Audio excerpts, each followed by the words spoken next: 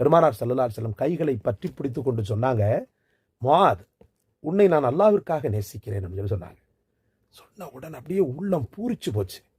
அப்படியே கண்கள் பணிக்க முஹம்மது ஸல்லல்லாஹு அலைஹி வஸல்லம் அவர்களை தந்தையின் உருவத்தில் காண்கிறார்.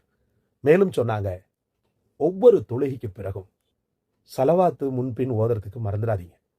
அல்லாஹ்விடத்துல மனமுருகி எல்லா வக்து தொழுகையிலையும் அவரை ஓத சொன்ன மாதிரி நீங்களும் ஓதுங்க. அல்லாஹும்ம அஇன்னி அலா திக்ரிக்க வ ஷுக்ரிக்க வ ஹுஸ்னி இபாதத்திக்க அப்படின்ற இந்த துவா செல்வந்தனாக இல்லை, செல்வாக்கு மிக்கவனாகவும் மாற்றிடும். நல்ல யோசிச்சு பாருங்க. இபாதத்துள்ளவன் அல்லாவிடத்தில் ஜெயம் பெற்று விடுகிறான், அல்லாவிடத்தில் மதிக்கப்படுகிறான்.